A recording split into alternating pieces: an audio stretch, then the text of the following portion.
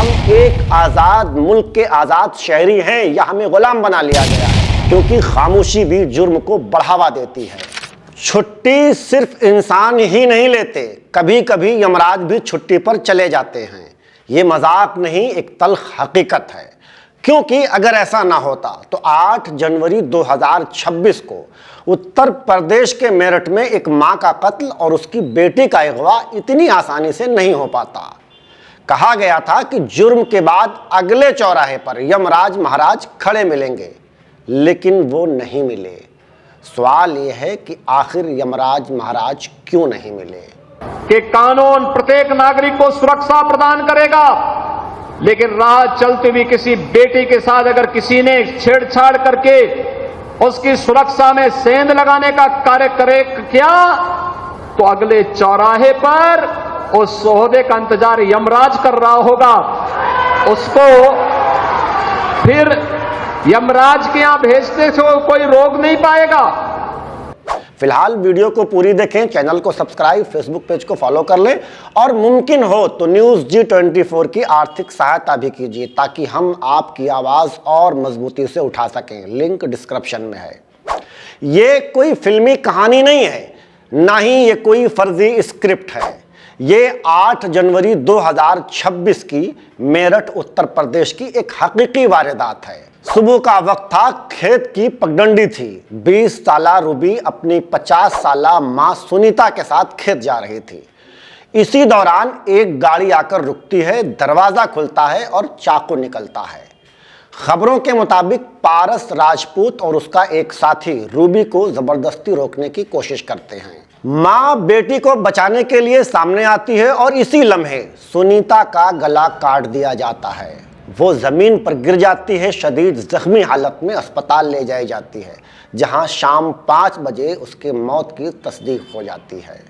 और रूबी को सफेद अल्टो कार में जबरदस्ती डालकर अगवा कर लिया जाता है। ये वीडियो रिकॉर्ड किए जाने तक रूबी का अभी तक कोई अता पता नहीं है। ये वाकया मेरठ के सरधाना इलाके के एक ऐसे गांव का है जहां ताकत का तवाजुन पहले से तय है। तकरीबन 600 ठाकुर खानदान और उनके मुकाबिल सिर्फ 200 दलित परिवार। यहां जात सिर्फ शनाख्त नहीं है, यहां जात ताकत का फैसला करती है। यहां जात तय करती है कि कौन बचेगा और कौन मारा जाएगा। पुलिस कहती है कि हम मुतहर्रिक हैं। 10 टीमें तश्कील दी गई हैं। हरियाणा और दिल्ली में कई जगहों पर छापे मारे जा रहे हैं, CCTV खंगाले जा रहे हैं। लेकिन सवाल यह है कि 2 दिन गुजर जाने के बाद भी ना मुलजिम गिरफ्तार है और ना ही लड़की बाजियाब हो पाई। फोन बंद हैं, घर खाली पड़े हैं, पूरा खानदान गायब है। तो क्या मुजरिम वाकई इतने ताकतवर हैं या फिर सिस्टम ने जानबूझकर आंखें बंद कर रखी हैं? ये सवाल खुद ब खुद जहन में उठता है। मामूल के मुताबिक हादसे के बाद सियासत जागती है, बयानात आते हैं, ट्वीट्स होते हैं, इल्जामात लगते हैं और सभी पार्टियां हमदर्दी जताने पहुंच जाती हैं। लेकिन रूबी कहां है? इस सवाल का जवाब किसी के पास नहीं है। एहतजाज होता है, नारे लगते हैं, पुलिस से झड़पें होती हैं और फिर वक्त के साथ साथ सब अपने घरों को लौट जाते हैं। अब सवाल उत्तर प्रदेश के वजीर आला योगी आदित्यनाथ जी से है। बाबा जी, आपका बुलडोजर जस्टिस और आपके यमराज क्या सिर्फ मुसलमानों के लिए हैं? क्या अपर कास्ट मुलजिम होने की सूरत में बुलडोजर और यमराज दोनों ही छुट्टी पर चले जाते हैं? क्या आपके राम राज्य में एक दलित मां के जान की कीमत सिर्फ इसलिए कम है क्योंकि वो दलित है? क्या SC/ST एक्ट सिर्फ फाइलों में जिंदा है? आखिर जमीन पर क्यों नहीं? या फिर इसका सीधा सा मतलब यह है कि इस मामले में कोई कम्युनल एंगल नहीं है?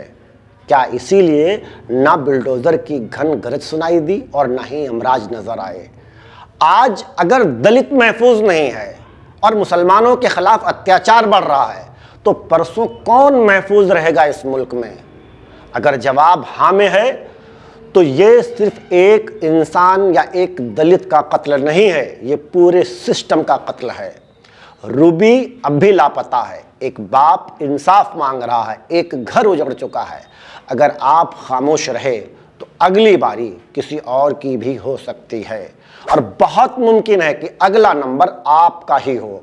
इसलिए वीडियो को ज्यादा से ज्यादा शेयर कीजिए, सवाल उठाइए, पूछिए सिस्टम से कि ये नाइंसाफियां किस बुनियाद पर और क्यों की जा रही हैं।